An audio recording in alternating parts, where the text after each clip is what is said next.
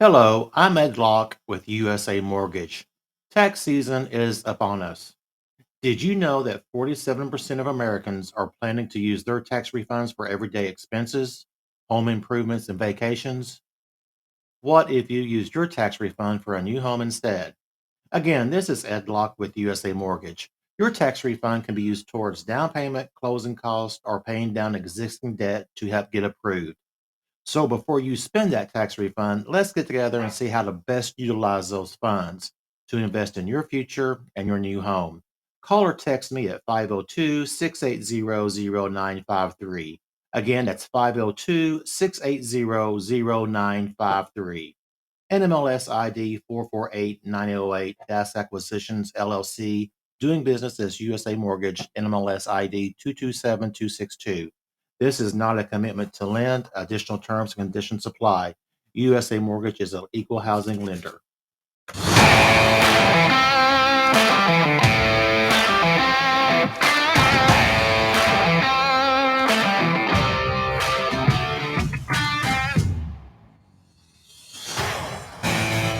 You have scoured the podcast world. You have finally found the place where news is weighed in the balance. Welcome to Newsworthy with Steve and Jerry. 2 words and 2 question marks.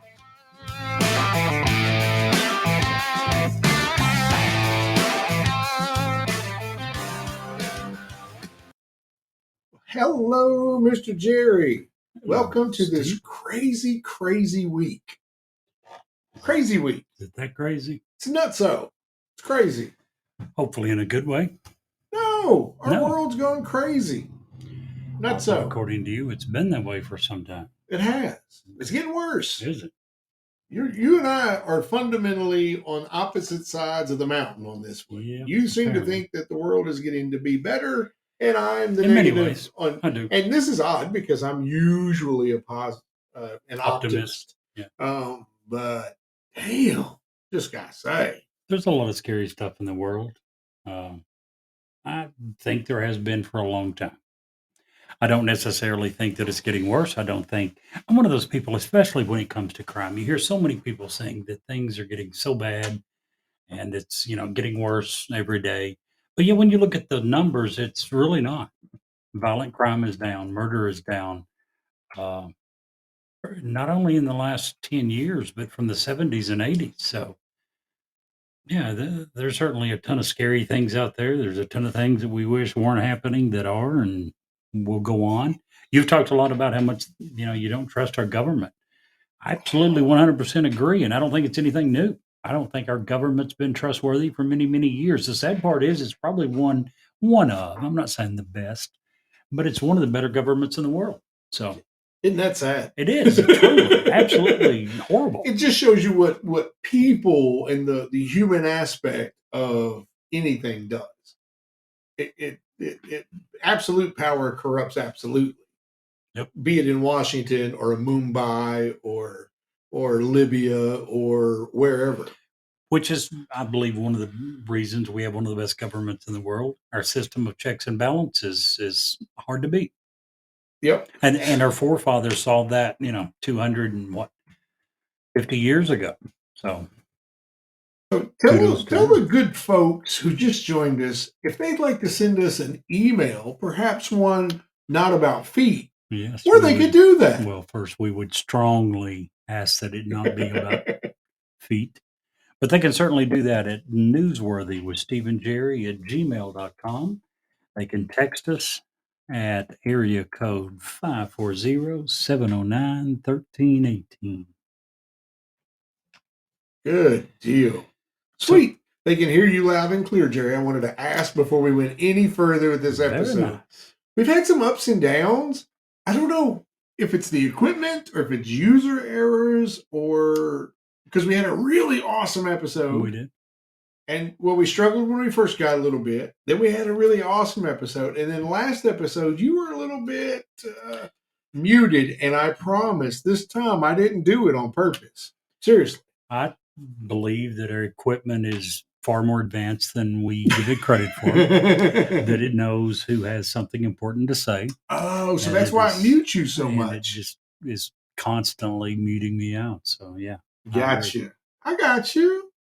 I I got agree. you. Now, it's not actually based upon facts, obviously, because I'm the pretty much only one on the show that's bringing those. No. But it has to Listen, do with how many people that I'm pissing off. So it's determining that if our podcast is to be successful, it's going to have to meet the hell out of me. I see. Here's where we differ. You say facts, and I treat my gut feeling as facts That's the whole problem. because my gut feelings are usually right more than your facts are. If you recall, And I'm using air quote with facts. if you recall, 40 something years ago, back when I first got to know you, you were a 16-year-old kid. It's sexy. There as just crazy sexy. There was a phrase that became pretty popular with you and I. I think it needs to be used once again. Steve, that is not what they say. It is totally what they say. You're just wrong. You just have to be wrong on this because I've decided. Okay. We're just going to have to decide. Your gut feeling. Yeah, absolutely. Well, I would say that my facts prove you wrong, but that is nothing compared to you. So guess what I got to do today? What's that? I got to have lunch with one of the most beautiful women on the planet today. Very nice. Yeah, exactly. She ate all my pizza, but that's okay. She ate all your pizza? Yeah, I got to have lunch with my daughter today, so that made me very happy. Well, I'm glad to I hear always that. enjoyed that time. I am very glad to hear that. I'm sure you both enjoyed it. Yeah, it was good. Good time. Never get to spend enough time with our kids. No, well, yeah, you're right. You're right. Also, I got very lucky this week, like dodged a bullet lucky. So my oldest son knows that I absolutely, let me back up. So he got me so good this year. Okay. Like we always pranking on each other and all this stuff. So he calls me up back in late December and says, "Hey, Dad, what are you doing on Valentine's Day?" And I'm like, "Nothing. We never do anything on Valentine's Day." A prank that started 2 months. I'm impressed already. Oh, yeah. I'm impressed. So he calls me up and he says, "What are you doing on Valentine's Day?" I said, "Nothing. I got nothing going on." He's like, "Okay, I'm going to get some concert tickets for us. You're going to a concert with me." I'm like, "All right, cool." Now, I should have asked because said son is into really like death metal, that kind of music and stuff. But out of curiosity, I had already made up in my mind that it was a good chance and an opportunity to hang out, just spend some time so I could endure anything for a couple hours, earplugs, whatever. So he's like, "Yeah, we're going to go see Toto." And I'm like, "Toto? What the?" And I'm like, "Okay, so who's headlining this concert?" And my boy, after I've already committed, says Journey. Really? Yeah.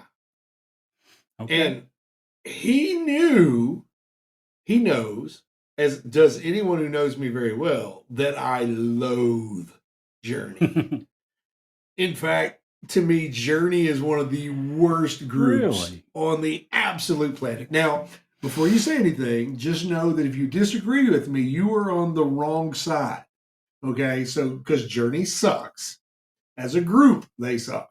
Okay. So, if you disagree, you're automatically on the wrong side on this. Okay? It's no, I disagree, but that kind of goes without saying. Yeah, thank you.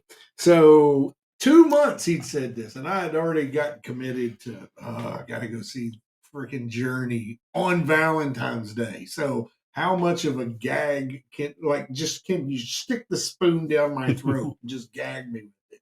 So anyway, long story short, right after that, he got transferred to Phoenix. So I got out. I had lunch with my daughter today and did not have to go see Journey on Tuesday. So woo, double win for me. What did he do? Just sell his tickets, give them to someone or what? Yeah, I don't know. I didn't even ask, to be honest. I'm sure he just should have been very handed them off. Nice tickets. I'm sure they were selling for a good price. Journey, I mean, come on, whether you like them or not, one of the all-time great groups, right? You can't. As far as popularity, you can't. I mean, you got to say they've earned that, whether they're your group or not. So, what's your all-time favorite group? Oh, it really depends on the mood. Really? Yeah, I don't. What's the It. best concert you ever went to?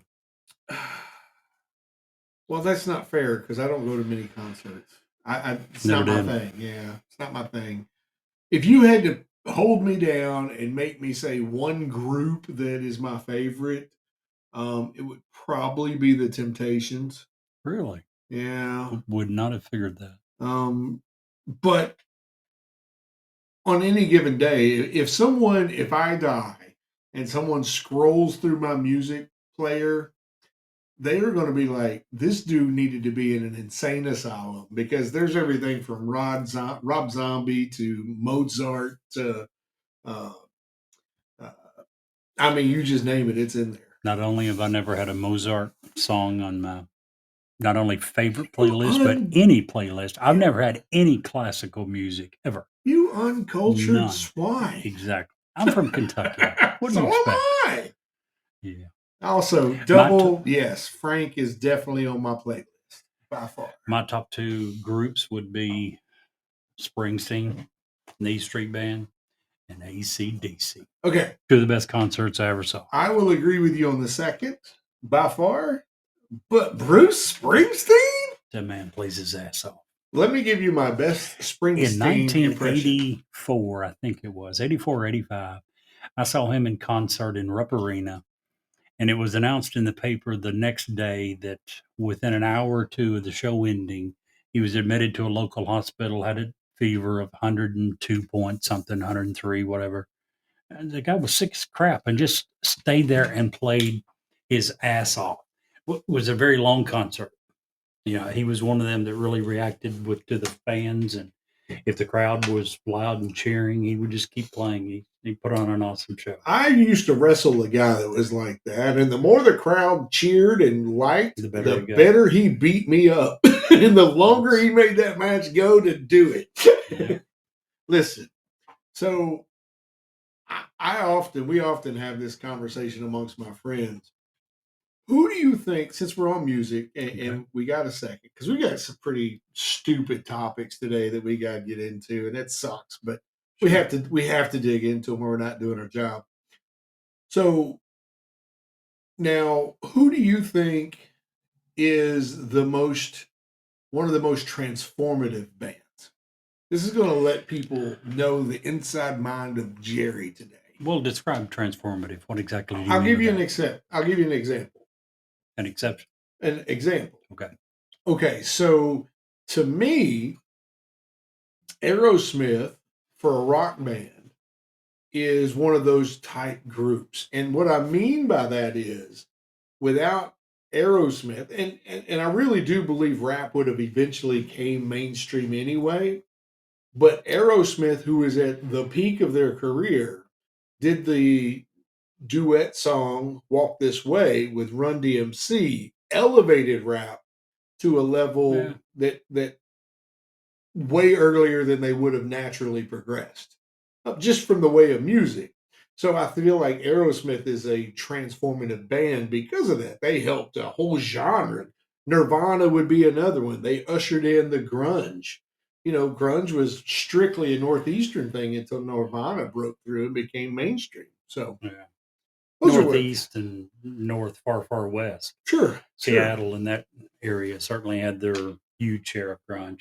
I don't know. I've never been a fan of transformative. I guess I tend to like more classic, AC/DC, Leonard Skinner, Yeah.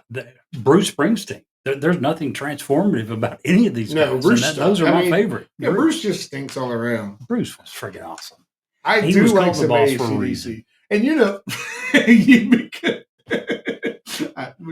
I would be remiss to say that given even with all of the accusations that flew around, by far one of my absolute favorites is Michael Jackson as a performer, You got to as a separate that from perfectionist, what he's as an accused of. artist, unbelievable. I agree. And he probably was very transformative. Was never a big fan of his, but yeah, individually as a person, probably one very perverted dude. Yeah, But had just some great music. twisted. I mean, even if none of the accusations are true, there was still a lot going wrong in his brain. So, Yep. So how was your week? dude, I done said my week was Crazy? great. Yeah. Got a couple of No, you working didn't say it on. was great. You said it was crazy. I said in a good way. No, horribly bad way. Oh no, that's the weekend news. Oh, okay. We're gonna get to that. Okay. Personally, It was a good one. I got on 2 wheels today. That's always a So- good day. So far, there has not been a month in the last 2 years I've not been on my bike. Very nice. So even in January, I found a day. In December, I found a day. In November. So, and today was just gorgeous. It was absolutely. 70 some plus Absolutely. years today, or 70 plus degrees today. And it was just great. Windy, but hey, I can deal with Yeah. it. Friday, now, folks, when you hear these statements about weather in Kentucky, today was 70, I think 72 here in Lawrenceburg. We're going to have some storms tomorrow, but Friday, the high is going to be Mid-30s. 30 degrees. Yeah. Crazy. Stupid. What's the old saying? If you don't like the weather here, stick around for an hour or two to probably change. Yeah, exactly. Pretty true. Exactly. It's pretty true until you get into summertime and the oppressive humidity hits. Oh, yeah. And that does not seem to go away for Ever. like 6 years. So, Jerry, I did have one hiccup this week. Okay. What was that? Well, I went to see a psychic. You did. Yeah, I knocked on the door. She yelled out, "Who is it?" I'd leave right there. I did. Not worth crap. I would totally agree. Hey, did you hear about the difference between Dubai and Abu Dhabi? What? Well, the people in Dubai don't like the Flintstones, but the people in Abu Dhabi do. I am Stop being so jealous. I am speechless with how bad that joke is. Do you not understand the concept of dad jokes? They're supposed to be bad. No, that there's a difference. that That is was a good one there. no. That That was a very good not good. Fine. You want another one? No. They just figured out how many drugs Charlie Sheen took. no. Did you hear how many? How many? Enough to kill 2.5 men. I don't even know if that's a joke. That one's true. I give up. Okay, thanks for listening to the show today. I'm completely speechless, so we're going to end it. No, I'm just kidding. Well, I mean, we probably end on a good point, right? We know we can't No. pass that one. So No, not at all. if you can't top it, just go ahead and end it right there. Huh. Yeah, no, I don't think so. Wow. You don't think so? Another one of Mm-mm. those gut feeling things. I take it. Yeah. So, Jerry, last Stephen. week I did a marvelous job with our recipe of the day. Okay. And it was so amazing. It's going to be really hard for you to step in and fill those shoes. And beat your recipe. Well, I didn't actually. That have wasn't a recipe. That didn't even claim to be a recipe. No, that's right. That's accurate. But I will give you the fact that you were on the take. He was bought. I know he told you guys he wasn't being paid, but he was. So, yeah, at least you were being paid. You were being bought by a company that has some very good recipes. And I still say that HelloFresh is, they have some outstandingly good recipes. My recipe this week is called Cowboy Pie. I don't know if I've ever told you, but this is probably my one and only recipe that is mine. I didn't read it. I actually heard about cowboy pie and looked it up a couple of times and didn't really like the recipes and come up with my own. And here's what I ended up with. If you take one large onion, one green bell pepper, one jalapeno pepper, chop them up. And by the way, if it happens to be Hatch green chili season, those are absolutely perfect for this dish. Just replace the jalapeno pepper with that. But chop them up, saute them, add a pound of hamburger, cook until it's no longer pink, drain if there's, depending upon your percent of fat, if it's needed, drain it. And then season it. Salt, pepper, Tony Sassery, garlic powder, Italian seasoning. Just, the meat's already cooked at this point. Keep testing it until you get it the way that you like it.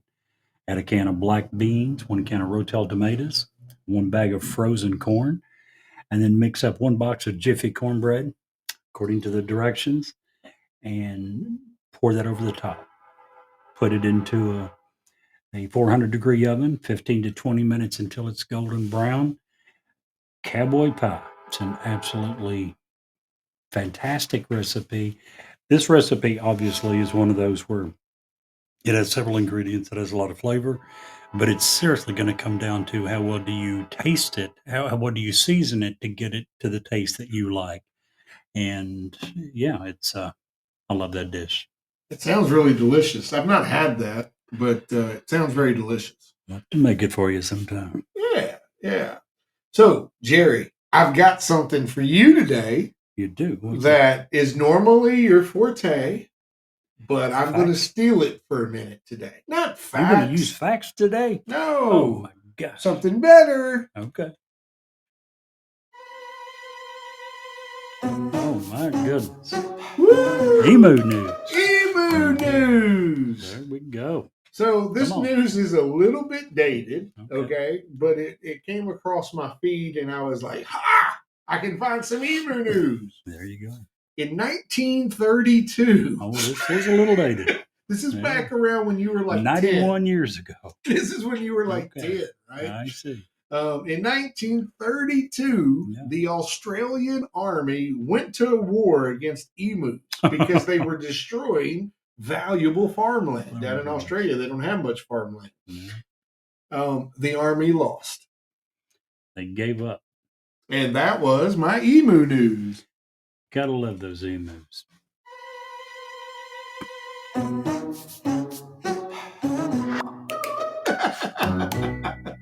I love emu news. So do I. I love emus. Well, that's Period. weird. I really wish they would have gotten more in depth. Oh my goodness.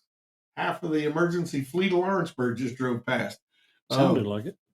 So I really wish they would have gotten into more details about how they lost and what happened, but that's all they had.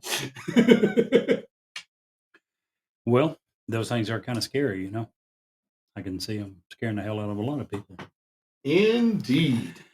So, you starting this week? Ah. What do you have for us? Well, I can start this week. I got one that, a couple of things that I want to. There comes the other half. Yeah, they always do that. Wow, we're just going to hang on for a second. We have a really bad intersection about a mile from our studio. And you can almost set your clock by when there's a bad accident down there. And I don't understand how they haven't figured out how to fix that yet. But I don't have a clue what's causing it, do you? I wouldn't know where to start. No. I mean, how do you actually improve upon the IQ of people? That's what it's going to take to fix it. Yeah, pretty much. So I want to start with something a little less intense this year. As you know, and many people who know me know, for a great many years, I was a huge Chicago Bear fan. For most of my life was a Chicago Bear fan. There you were. Finally, Lovie Smith drove me away from the Chicago Bears with his famous football style, much like the football style of Kentucky. Kersey, many years ago. The football style of University of Kentucky, which was up the middle, punt. Yeah, you can only watch so much of that for as many seasons as you can take it before you have to just switch. That was back in the mid-'80s, the Fran Kersey years. Yeah. So a little bit of news about Chicago today. After 71 years in Soldier Field, and back in the mid-'90s, they totally upgraded it. Chicago the Bears have purchased 326 acres in Arlington Heights, Chicago suburb. They're moving out of downtown to the suburb, and they are looking. It's just the beginning stages, but they're leaning very much, and they think that they've purchased this to go ahead and build a brand new stadium in Arlington Heights, in Chicago. So after 70, and by the time it's all said and done, it'll be 73 probably. It usually takes a couple years to build Yeah, one of at those. least. 73 years in the same stadium. That will then let Lambeau Field of the Smackers, the green faced Smackers, have the oldest field in the NFL. You know, there certainly comes a point in time when most, if not every one of the professional teams needs to upgrade. But when it's an absolute iconic stadium like Soldier Field, I hate to see it. I just absolutely hate to see it. You know, Boston's Fenway Park. Fenway Park, the Yeah. Green Monster. The thing you just hate to see those iconic places go away. Oh, apparently Mochi is a Green Smay fan. Yeah, I didn't say it wrong. What do you have against Green Bay? What the who? And your team is who? And the team before that was who? And the one before that. I would venture to say that Green Bay has had far more success in the last 20 years than your current favorite team, the one before that, and the one before that, which was the Green Bay Packers. Am I not correct? I've never liked the Packers. I'm simply saying the Packers have been far more successful than the last three teams of yours added together. Jerry. So why are you getting on Mochi? Well, because the Green Bay Smackers are a terrible team. Well, they have you rightfully calling them smackers. They smack the crap out of your favorite teams. Shh! I don't like you. Or Mochi, right? Or Mochi, or anyone else who likes the Smackers. I'm not a big Smackers Please send fan. all your hate mail to Jerry at Newsworthy with Stephen Jerry at gmail.com. No. That fake picture going to get us to where we're going to have to just turn that thing off. Mochi says, ouch, I'll call the fire department so they can put out that butt because you just got burned. Just because I like the Detroit Lions and I love their new coach's spunk and I like the scrappiness of this team. And how long have you been a fan of them? A couple of years. And before them was who? The Titans. Tennessee Titans. Yeah. And you were a fan of them for how long? Well, just back until Lovie Smith, because it was from the Bears to the Titans to the Lions. So how long were you a fan of the Titans? I don't know, not a couple of A year or years. two, yeah. A couple of years. They seem to be setting a trend there. No, I like the Lions. Is that what they call a fair weather fan? No. 2 years? No. A fair weather fan goes to the teams that are good. I don't do that. In fact, when my teams get good, I don't like them anymore. So. Hell no. I ain't never going to be a Packers fan. That's nasty. People wear that ugly green and yellow, just walking around looking like baby vomit all the time. Who wants to do that? At least they occasionally win playoff games. At least they occasionally get to the playoffs. Yeah. So, have you ever watched Designated Survivor? I'm sure you have, right? Yeah, that's a great show, actually. You like Kiefer Sutherland. I do like it. Question for you. This is a carryover from last week. I had it in my notes, and we talked about the State of the Union, but we didn't get to this part. I forgot it. Who was? Did you hear who the Designated Survivor was? Do I want to know? I'm going to tell you, but that's not the real point. It was the labor secretary. Now, I will not bet you. I will give you $20 if you could tell me who that was. No clue.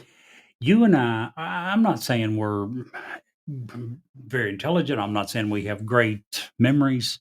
You and I, overall, probably keep up with the current news as much as most people. Not only did I not have any idea who the labor secretary was, after I read the name, I sincerely thought I have never heard of this guy in my life.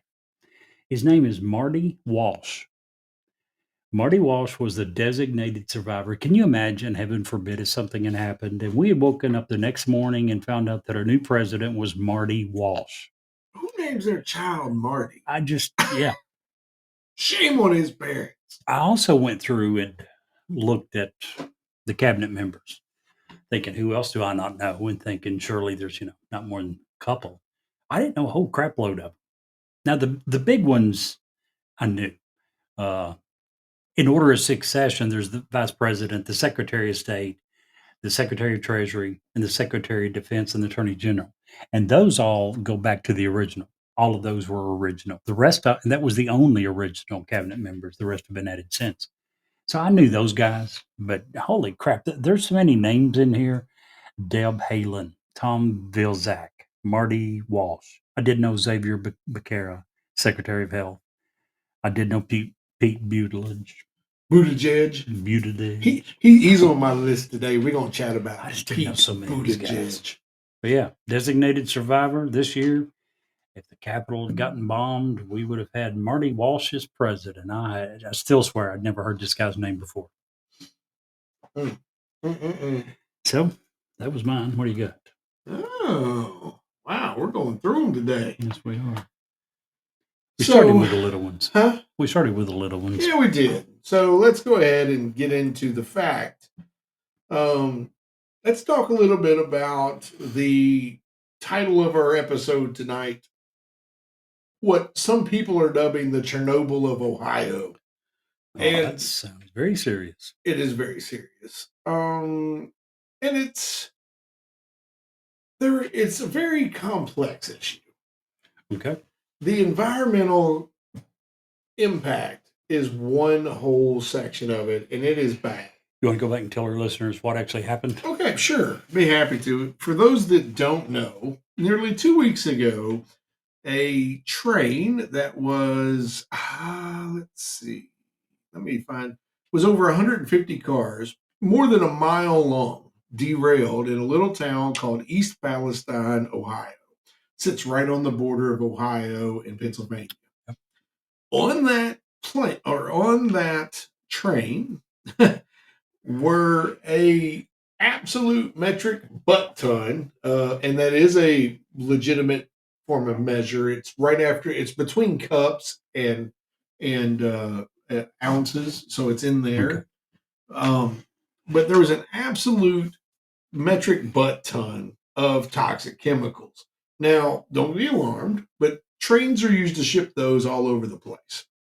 And they usually do a pretty decent job of doing it safely.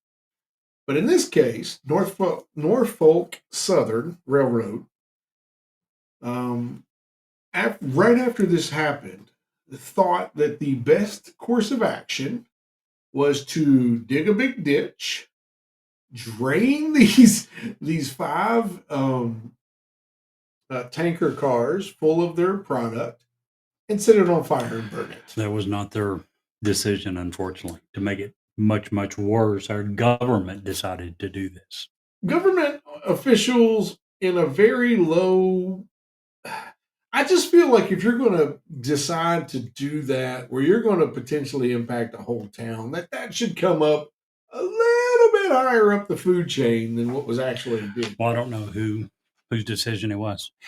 Did you hear why they decided on this course of action? Because they were afraid that, because the cars in particular, and we're going to get to what was in them. I don't want to get too into it because, quite frankly, it'll get very boring. Very technical on air. But they were afraid it was going to explode and send shrapnel over a mile. And I get that.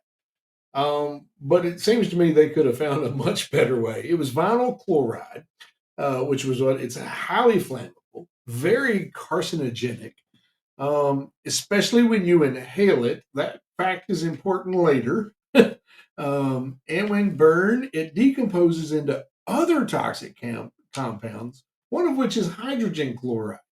When hydrogen chloride goes into the atmosphere, it attracts rain or water droplets, water vapor, and when those get together, it comes back down as anybody back in the 80s would know, acid rain. Up in the industrial belt, that was a real big deal until we took care of it. So, but here's the other part. While it's in gas form, before it does that, it is actually the same compound as some of the phosphates that we used in World War I as a chemical weapon. In fact, the Geneva Conventions makes that illegal. It prohibits it because it's such a nasty chemical weapon.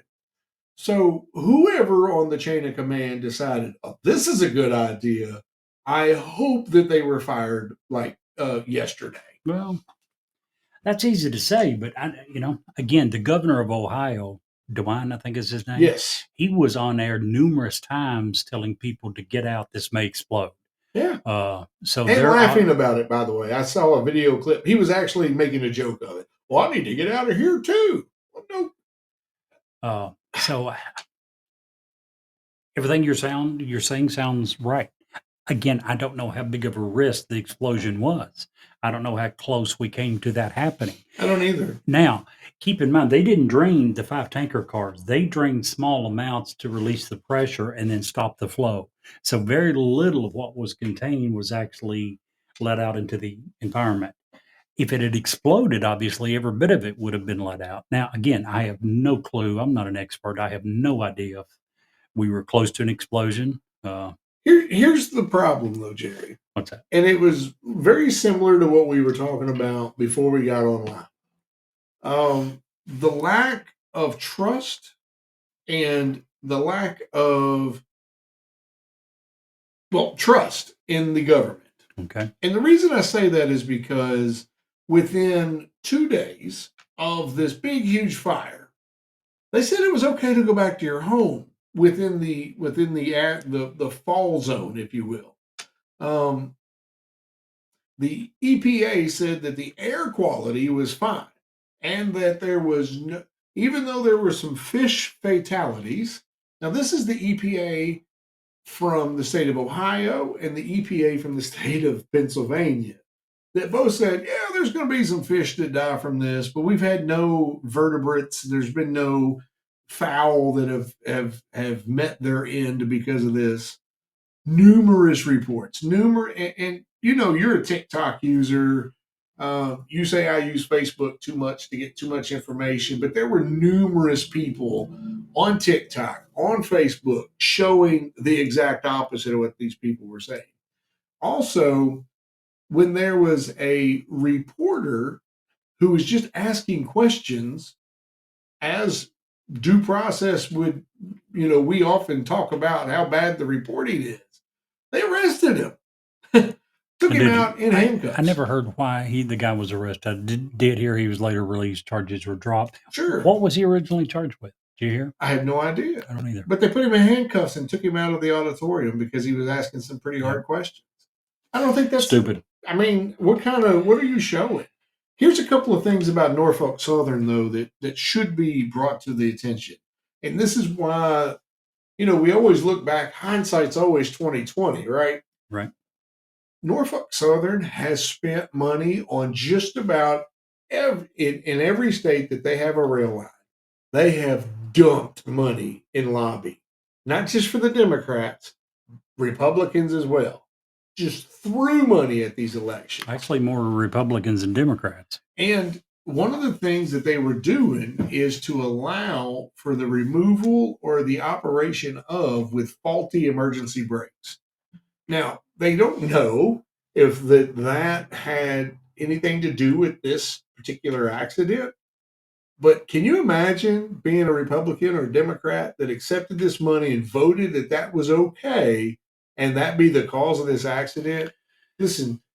Are you talking about the ECP, the electronically controlled pneumatic brakes? Is that the ones you're referring to? Sure. I'm not a trained doctor. I don't know. The report that I read it just simply said emergency braking on the train. Okay. And that they think that the lack of that had something to do with this derailment. Well, I read several articles on those brakes. You're not going to like this, but you should have went a little bit deeper. During President Obama, he passed a requirement that trains carrying hazardous flammable materials to have ECP brakes, which are electronically controlled pneumatic brakes. That order was rescinded in 2017 by the Trump administration in their attempt at deregulation. Now, overall, I think deregulation is normally a good idea. In this case, it is almost universally accepted, and several reports that I read said that they don't necessarily think that the brakes would have stopped the derailment, but it would have been far less severe. Yeah. Well, listen, I don't care kudos to Obama and shame on the Trump administration. Well, That doesn't affect me at all. that's The one thing problem that- is that and Yes. many times we've talked. I don't care about a D or an R. Yep. The right thing is still the right I thing. agree. And And that sounds overall- like, from Obama's standpoint, that was the right thing to do. You can't And in have. Trump's defense, overall, I'm a big fan of deregulation. Yeah. There are certain things that we should not be deregulating. Yep. I remember way back, one of the very early episodes we did. Do you remember when I was talking about why did Kentucky allow motorcycle riders to not wear helmets when that was no longer required? Right. My view of the government is one of the first top highest priority things that they should be doing is trying to protect the citizens. So when you start talking about deregulating the safety of trains, I don't know how that's protecting anyone No, I don't other either. than the financial interest of the railroads themselves. That's the only one you're helping. So I'm not for sure that deregulation was a good idea in this case. I don't criticize Trump for his overall deregulation efforts. I think overall that's helpful and good. In this case, I think that he went way too far. And I read several reports, one from Newsweek, one from Reuters, one from MediaMatters.org, and they were all saying the exact same thing that you said, that they believed that if this train did have the ECP brakes, that it maybe would not have prevented it, but it would have certainly been less severe. Absolutely So agree. you would think that. Let me ask you a question, Jerry. Sure. You would think that trains, especially this one, it's over a mile long. That's how trains make their money. They're Yep. big, they're huge, Sure. they're slow. That's why we have trucks and trains. But by far, the cheapest way to move freight from one coast to the other is by train. Right. But these are really big, solid, wonderfully constructed pieces of equipment, right? The individual cars, I have no The idea. train themselves, the way the structure works, the safety record would be outstanding, but maybe not. And here's what I mean. If you had to guess without looking it up, how many derailments do you think we have on a yearly basis in America? Just any derailment at all. Yeah. Oh, I'm sure there's a metric crap ton of them. 100 I would guess probably 100 a year. a year. In 2022, Okay. there were 1,044 train derailments in our country. Now that's counting every time that any wheel ever come off the track, and That's so key. that That is counting any instances of a train coming off the track. Broken or defective railroads are one of the most common forms of derailment. And it can be one car, it could be 500 cars. it could even be one wheel on Yes. one car, not even necessarily the whole car. But and it actually averages when people are injured. There's like 1,700. That's the average per year. I would like to know, and that number kind of blew me away. But here's what I'd like to know. I would like to know, and maybe you can help me with this. Maybe not. I don't know. But we have a whole guy. His name, who does the Secretary of Transportation. His name is Pete Buttigieg. Former. And most people believe that he's going to run for president again. Really? Yeah, that's what most Jeez. people think. He was running as the first openly gay man. He has Yep. a husband. There was a whole big shindig about what would his husband be called, blah, blah, blah. Not that I care. Gay, white, black, it doesn't matter to me as long as you're the right person for the job. They use all these descriptors like it's supposed to sway my vote or sway somebody else's vote. I never have understood that. But it did take him almost 2 weeks to even respond To have a press conference? to make a official statement about this. Almost 2 weeks. This is his response. This is his job. This is what he's supposed to do. The first person from Washington on the scene, other than the EPA and the this is what he's supposed to do. And of course, when he finally makes a statement. He again blames Donald Trump, and it was kind of the same thing about rail regulation, as opposed to just saying, "Hey, you know what? We could have been on top of this a little better." He would have got so much more respect for me by just saying that. And you were right. It's about the ECP breaks and the deregulation, but it took you 2 weeks, dude, to make a statement. 2 weeks. You can't. How is the people of East Palestine, Ohio, supposed to have any faith in the government when it takes the person whose job it is in Washington to make statements, to make a statement that's 2 weeks behind? It just blows me away. You know what he was doing during that, though, right? While that 2 week period was going on? I don't know what he ever does.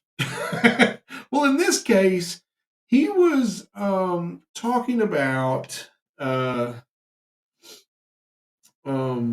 me find it here because I don't want to get it wrong. I don't want to falsely accuse Mr. Buttigieg. I want to make it right. He was giving money to the cities of Philadelphia and Detroit for inner city.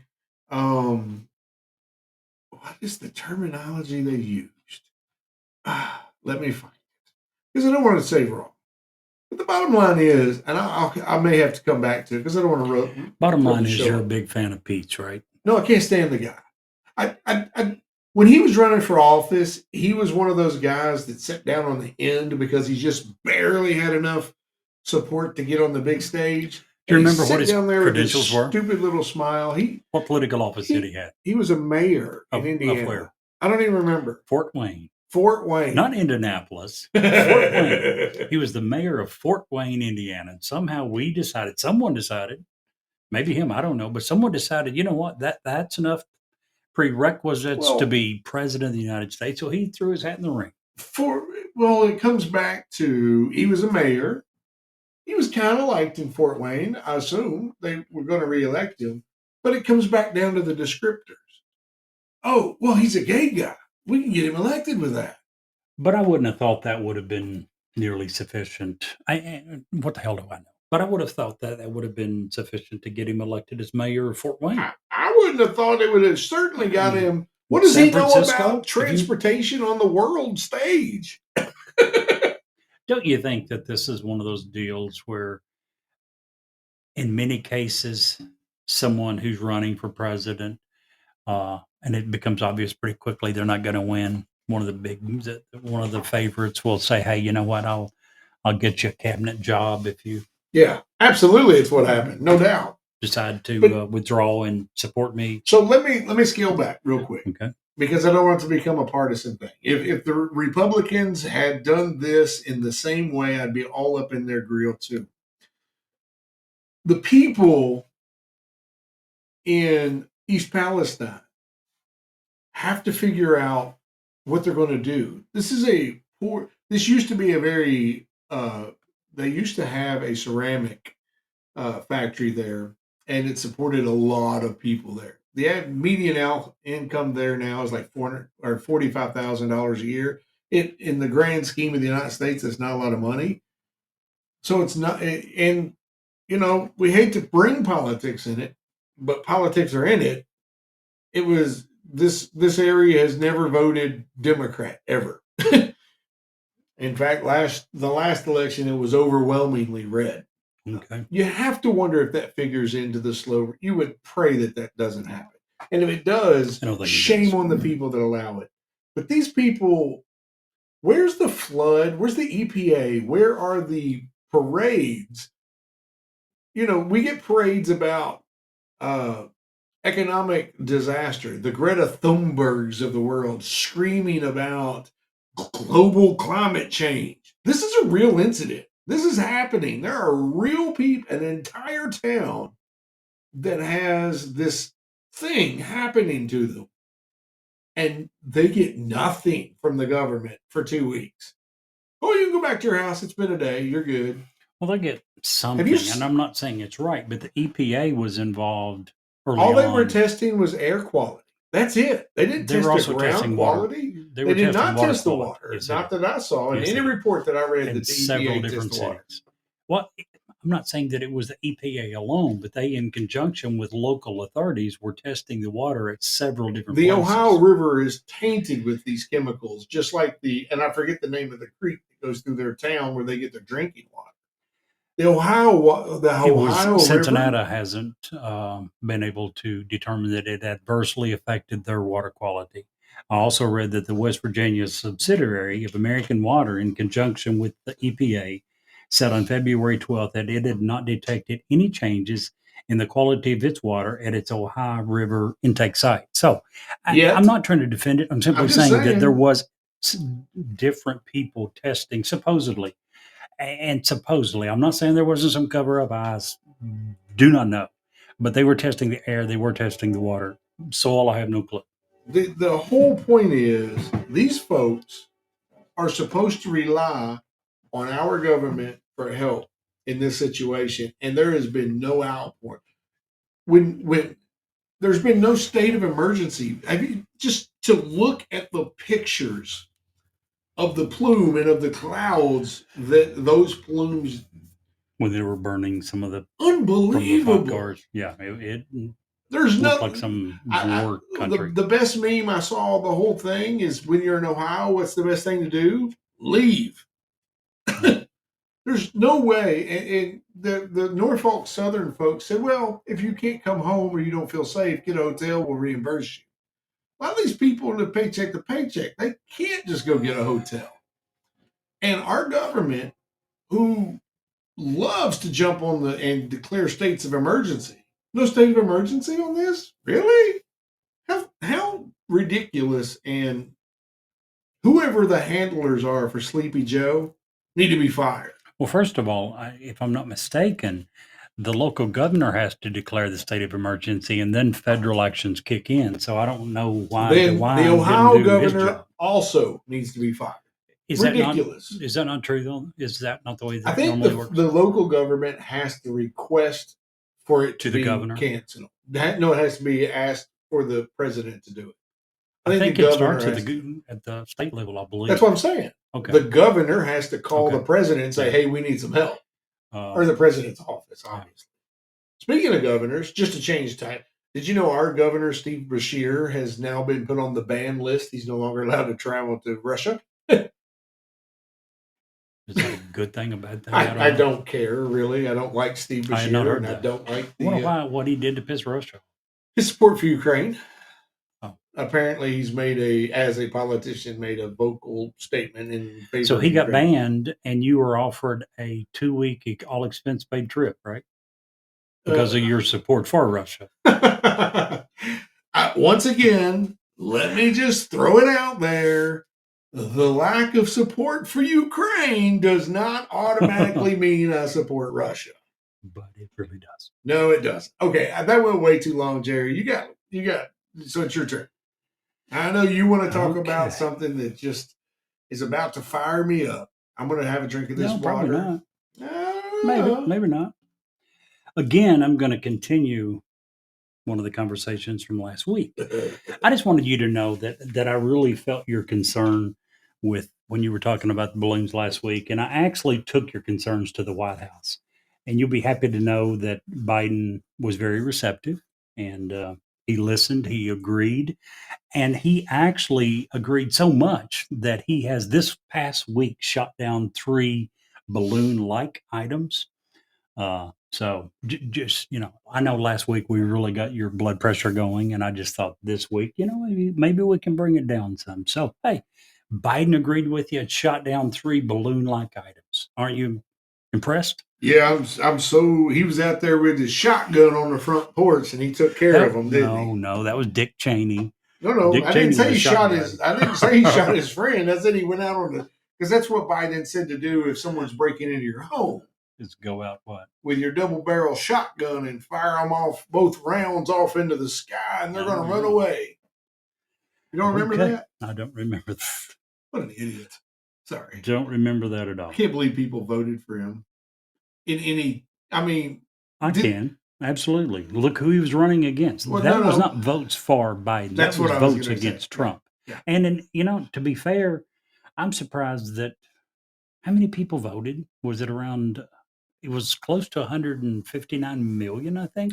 I can't believe that many people decided that either one of them was worth voting for. Well, half of them were, well, at least a quarter of them, according to some, were deceased or duplicates. So, So not only is he getting a 2-week expense paid trip to Russia, he's also getting another 2-week expense paid trip to Mar-a-Lago. I like to travel. So, Yeah, obviously so. You're willing to say anything to get those trips. But anyway, So, the three things that we shot down, one was over Alaska, one was over northern Canada, and it was with Canada's permission in and the approval. Yukon. And what? In the Yukon. Yeah. And the other one was over the Great Lakes. And originally they were not giving much description at all. They did later say that one of them they did believe to be a small cylindrical metallic balloon shaped object. One of them, let me find it here.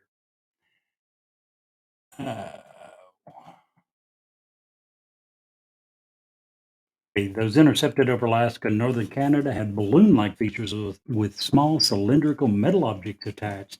Those were flying at around 40,000 feet. The object downed over Lake Huron on Sunday, first detected over Montana the prior day, was different. It was an octagonal shape with strings or string like material hanging from it, traveling at 20,000 feet. What the hell is up in our skies? Octagonal object with string or string like materials hanging from it. So, last week you were really pissed off that we were letting balloons fly over the United States. This week we shot three something down. Are you happy? I'm very happy that we have finally decided that our borders mean something. So, yes. Now, if we can finish the wall in the south and make that border mean something too. Really, you're going to bring that up after you and I have said many times that we don't need a wall to secure the southern border. Well, I mean, we need to secure the southern border, be it a wall, be it an invisible wall, be it a smart thing, whatever they do to make it secure. I'm good with that. Whatever. But they need to do something. Were you impressed that during the State of the Union speech, Biden asked for Congress to pay for finishing the parts of the wall that he kind of like in what you just said? I'm sure very different interpretations, but he was saying there's parts of the border wall that we need to complete, and he asked Congress to pay for Good. Kudos to Sleepy Joe. it. Seriously. I don't care who does it. I'm beyond the R and the D now. I'm really, if in Kentucky I could vote in a primary and be an independent, I'd be an independent today. 100%. Well, But I'm you an can't. independent. Huh? I said I'm an independent, even though I can't. I can vote in the primaries for the independents. Who is usually nothing. I may have to put my name in there for that. So to get around to your question, am I happy that we're shooting them down? Yes. And even more so, what do you think is going on? They have said there's, by the way, to digress a little bit, after the Chinese balloon, the military come out and said that they were adjusting their filters. They were going to begin to focus on items that are smaller, items that are traveling much slower. And once they did, they very quickly come out and said, we have got hundreds, if not thousands, of unidentified objects in our skies. And these three particular objects that were shot down, and they again are not saying what they are. They don't know. Well, here's what I said to you earlier, and I mean that as much then as I do now. The fact of the way that they're utilizing their speech, and I know that's really, really kind of ambiguous, but the way they're saying and not saying stuff is, to me, doing it in a way that's very deceptive. If you want to scare the populace who reads headlines, you don't come out and say these are not extraterrestrials. You just kind of leave. You don't come out and say they're not extraterrestrial, right? They didn't say that. What? Initially, they didn't. The problem began when General so and so was given a press conference, and he was asked, "Can you rule out that these are alien?" Right. And he said, at this point, I can't rule out anything. Right. So suddenly everyone was saying, well, they must think that it's aliens. Later, after that, the government come out and said, look, we have Page 6. no evidence. Well, actually, there was a hour and a half conference call with governors where it was discussed quite a bit. When the government said, look, we're not saying that we have any evidence that it's extraterrestrial. So I don't know that that was trying to scare. That at that point, they were simply trying to walk back some of the statements that the general had made. They did that too once before, about 70 years ago in Roswell. It was Well, they've definitely done a it many flying times. saucer. What? They've done it many times. Yeah. So here's the thing. Louisiana senator, one of the few Kennedys I actually like. He's a very straightforward kind of guy. Yep. Came out of a message right before you got here tonight and said that, and I'm paraphrasing because I don't have it here in front of me, but that he had just got out of a meeting with the Joint Chiefs and that they don't believe that they were Chinese spy drones, but they didn't know exactly what they were and that there were a lot of them. And his parting statement, this is a guy, Senator Kennedy, that again, straight shooter, kind of no nonsense. As he's leaving the press conference, you know what his last statement was? What's that? Lock your doors. Lock your doors. That is so ambiguous. And not only ambiguous, that to me, I was asking you earlier when you said you thought that they were being disingenuous or trying to scare people for no reason. I was asking for examples. That's a perfect one. There's no reason for that. Absolutely agree. You know, it always shows me that I don't trust the government. So when the government's over here flashing this and showing it, trying to get the headlines with this, with their left hand, I want to know what their right hand's doing. Where's that right hand at? Because I don't. Same place it's always been. In my down pocketbook. Someone's pants. Yeah, no kidding. So I just wanted to throw that out there. Also, we've been using missiles to shoot down these things. Do you know how much these cost? Have you heard? $400,000 a piece. $470,000 on $500,000 per missile. $500,000. And the last one, the one over Lake Huron, we had a miss. How do you miss a stationary object with a homing missile? It wasn't stationary at all. What? They was flying. It's like 5 miles an hour. Oh my gosh! Yeah, that's exactly what we were talking about, right? You'll love this with your UFO beliefs. So let me. Can I interrupt you real quick? Go ahead. First of all, you're right. I absolutely 100% believe in UFOs, in an intelligent life outside of Earth. Does that mean I believe that aliens are hovering around, coming down? I believe aliens, when they fly past Earth, they're rolling up their windows and they're locking their doors, okay, at this point. But to say that aliens can't exist is like taking a spoon, going to the ocean, dipping out some water, and not seeing a shark, and saying, well, there's no sharks in here because I can't see them here. Same thing. There's just the laws of probability when you look into the universe and what even, and that's just based on what our belief system of what it takes to be life, to develop and grow. And we only have one view of that. That doesn't mean it's the only view.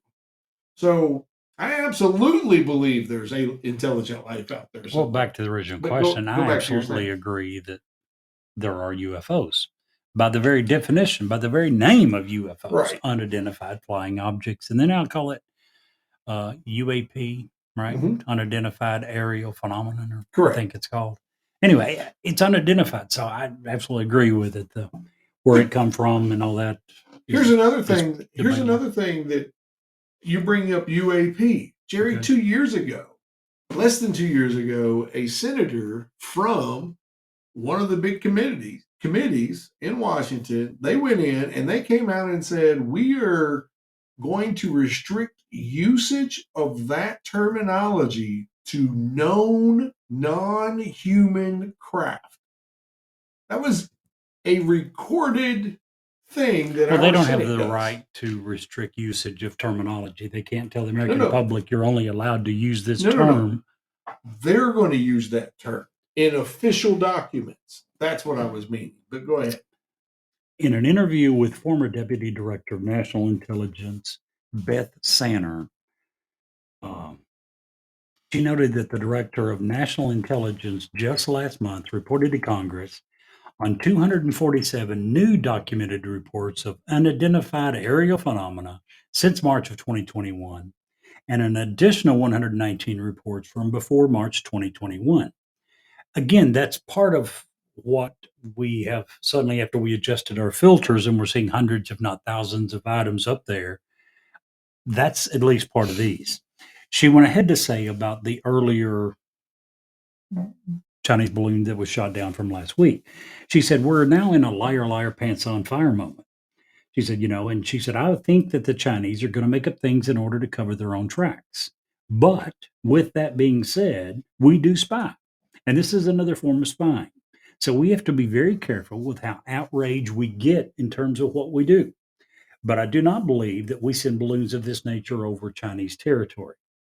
We don't have the interest or the capacity to keep scrambling F 22 jets every time we see an object in the sky. So now we really got to focus and say, how do we identify things that are actual threats?" So, yeah, especially when, like we said, these things are $470,000 a piece for each missile.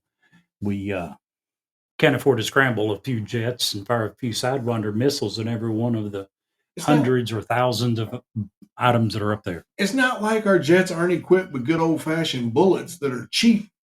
You know what I'm saying? I don't know if they are. They are. Most of the yeah. F-22 and 16s have. Absolutely. They have to for dogfighting capabilities. If nothing else, it's a defensive weapon. I didn't know that. Absolutely. Now, I thought they left those a long time ago. No. In fact, my favorite plane has a big, beautiful one sitting. In fact, the whole plane was made around it. What's your favorite plane? Oh, by far the A-10 Warthog. Not an air superiority fighter. Nothing they're going to shoot after some UAPs, but man, that's a beast of a plane. Anywho. Yeah. Well, that kind of went south. I thought this, after they shut down 3 of them, you would be happy and your blood pressure would be lowered. Not nearly as bad as last week, but. Well, I am happy they're shooting them down. You can't first of all, these are all, everyone they shot down was in space that could potentially affect the safety of air traffic. Yes, that's the reason. That is, they have to get rid of that stuff. If you and the week before was much, much higher. Yeah, it was 40,000 feet, which is still. No, the one last week was 60 to 70,000 feet. Yeah. But, I'm surprised you didn't mention, there just seems to be with the Chinese balloon 2 weeks ago. It seems to me, and the Chinese are saying, "Oh, it's a weather balloon, and it, blah blah blah." We let it go all over the nation, but it makes me feel like we're being probed, like we're being tested. Are we going to respond? No. Are we going to allow this stuff to flow? Are we going to allow things from foreign countries just to float around in our airspace unidentified? For sure what kind of probing you were talking about going on? Come on now. You had me worried for a minute. I'll tell you. Hey, Jerry. Yes. Let's listen to our good buddy Ed Locke for a second, shall we? Do that. Hi, I'm Ed Locke with USA Mortgage. Here at USA Mortgage, we view you as customer for life. That means we are with you every step of your journey to help before, during, and well after you move into your new home. Home buying can be stressful, but we are here to make the process easy. I know drive and determination with my very talented team here at USA Mortgage will make for some incredible things. You can expect to receive great customer service from me with many customized options tailored to your financial goals and needs. So if you're looking to cruise into a new home or refinance, I can be the driver that gets you there. Call or text me at 502-680-0953 to find out how to get approved. MLS ID 448908, that's Acquisition LLC, doing business as USA Mortgage, MLS ID 227262. This is not a commitment to lend. Additional terms and conditions apply. USA Mortgage is an equal housing opportunity. Ed is licensed in both Kentucky and Florida, 2 of our biggest states that we have downloads in. if you're in either one of those states and you're thinking about buying a house, definitely find and call Ed Locke. If you're in any other part of the nation, USA Mortgage is there. Call and ask for their specific, the person in that particular state, and you're going to get good service regardless where you're at with them. I can't recommend them enough. And specifically with working with Ed, how much he goes in and above to get a deal done for his client. So by all means, give him a call and go from there. And if you're in Kentucky, call me. I can help you out too. Shameless plug there. You can help them out, but in a different way. It's going to help them with the mortgage. You're going to help them find I'm going to help them find property, and sell get the their house property. they want, or sell their property for the top dollar. There's several things that I do that not every real estate agent does. Like probing. I don't do probing. No. Are you sure? I'm pretty sure. Making sure. I'll do everything but probing. How about that? While we were listening to Ed, I looked up, I Googled, does the F-16 and F-22s have guns? And you're absolutely right, they do. I love this one answer. So why do modern fighter jets have internally mounted guns? The short answer is that fighter pilots want them. There you go. Can you imagine, though? I mean, seriously, being in a dog fight and run out of missiles? Because especially on the stealth planes, they have a very, very limited capability because the missiles all have to be mounted internally. Right.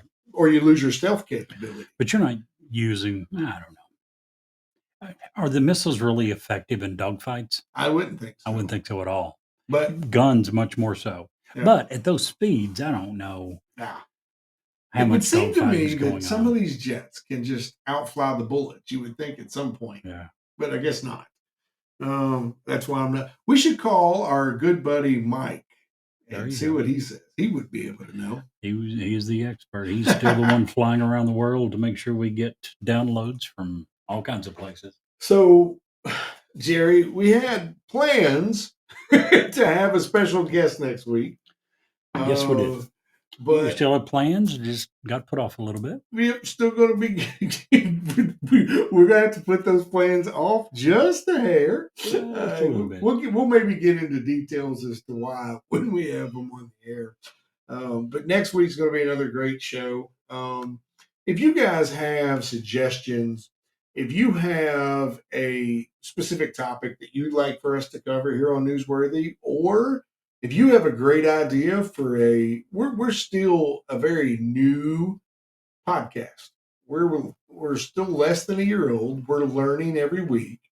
And we appreciate any input that you have. If you'd say, hey, could you guys just focus on one topic or 100 topics, or not talk about recipe, whatever. Or talk about more probing incidents. Yeah, whatever you want to hear about, send us some feedback. How would they do that, Jerry? Well, they have a couple of ways. They can email us. Whoa. What happened there? No, I don't know. That was weird. There was a bunch of popping going on. I don't know if we're still online or not. Hopefully. Yeah. Anyway, they can email us at newsworthywithstephenjerry@gmail.com. They can text us or they can text us at area code 540-709-1318. Guys, one other thing before we get out of here, and I just want to throw it out there. Let's see. That doesn't look good. Oh, okay, gotcha. Never mind. That was from one of our future guests. Sorry. Gotcha. She says we're still live, huh? Yeah. So one of the things that I would recommend to all of our listeners, and Jerry here and I, Jerry's more fact-based, and I go by my gut, and I read a story and an article, and I'm like, I make a snap decision, and that just kind of gets stuck there.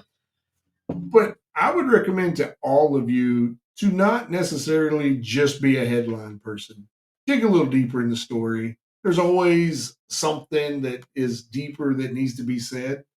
And they usually bury the important stuff about the third paragraph before they actually start telling what you really need to know. So, anywho, I hope you've enjoyed today's show.